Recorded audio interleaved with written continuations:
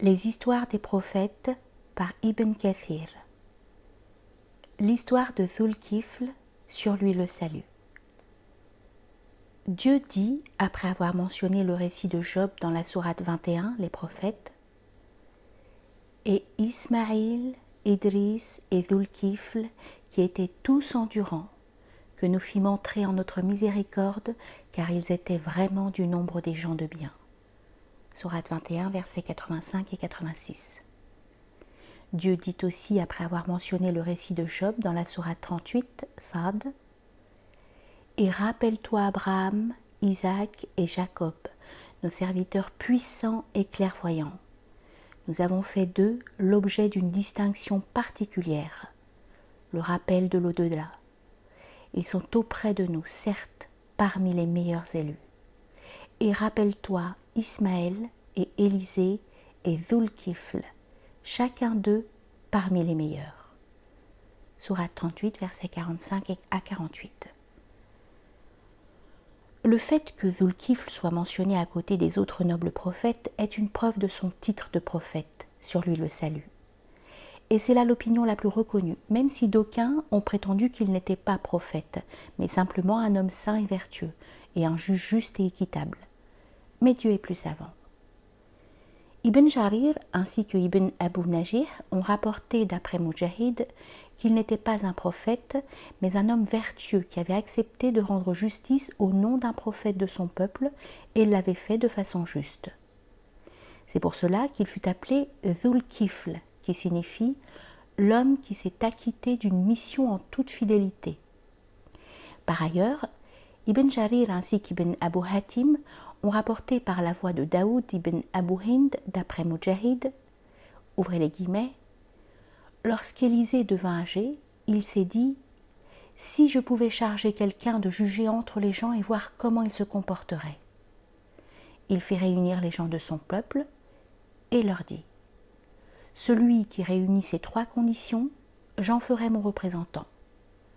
Jeûner le jour, veiller la nuit en prière et ne pas se mettre en colère. » Un homme dédaigné par ses concitoyens se leva alors et lui dit « Moi !»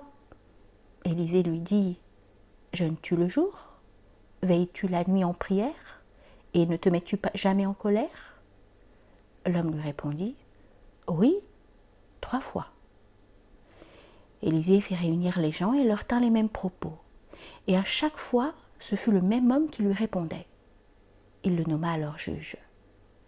Mais le diable se mit à dire à ses suppôts « Occupez-vous d'un tel, de Dhul-Kifl. » Cependant, les suppôts du diable ne purent rien faire pour égarer le représentant du prophète Élisée. Le diable leur dit alors « Je vais m'en occuper moi-même. » Il prit alors la forme d'un vieillard et frappa à sa porte alors qu'il s'apprêtait à faire sa sieste. Il se présenta à lui comme un pauvre vieillard. Il prétendit que ses proches qui l'avaient spolié d'un droit, et il resta auprès de lui jusqu'à la fin de l'après-midi. Dhul-Kifl lui promit de prendre en considération sa requête et lui demanda de venir le retrouver plus tard dans son conseil, mais le vieillard ne s'y montra point. Le lendemain matin, alors qu'il se trouvait dans son conseil, il ne le vit pas non plus. À l'heure de la sieste, il entendit de nouveau frapper à sa porte. Il alla ouvrir et se trouva en face du vieillard qui se plaignait de l'injustice de ses proches. Il lui dit « Ne t'ai-je pas demandé de venir me voir lorsque je serai dans mon conseil ?» Il lui répondit « Ces gens sont très fourbes. Si tu leur ordonnes en plein conseil de me donner mon droit, ils diront oui, mais une fois que tu ne seras plus là, ils renieront mon droit. » Il lui dit « Lorsque je serai dans mon conseil, viens me voir. » Ce jour-là, il ne put s'endormir durant l'heure de la sieste et il se rendit alors à son conseil. Mais il attendit vainement le vieillard. Il retourna alors chez lui et voulant dormir, il ordonna à ses proches de ne laisser entrer personne pendant son sommeil. Or, tandis qu'il dormait, le vieillard vint chez lui et demanda à le voir. Mais les proches de Dhul-Kifl refusèrent de le laisser entrer, malgré son insistance. Voyant alors une petite lucarne dans le mur de la maison, le vieillard, ou plutôt le diable, s'y glissa et entra dans la maison. En le voyant devant lui et s'étant assuré que la porte était restée fermée, Dhul-Kifl comprit qu'il avait affaire au diable.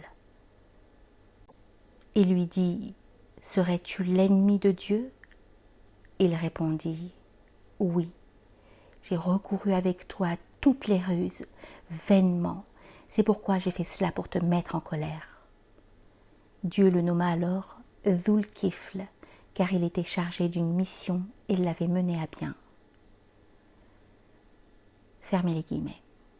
Ibn Abu Hatim a rapporté le même récit d'après Ibn Abbas. De même, Abdullah ibn al-Harith, Muhammad ibn Qais et d'autres savants parmi les anciens ont rapporté à peu près la même chose.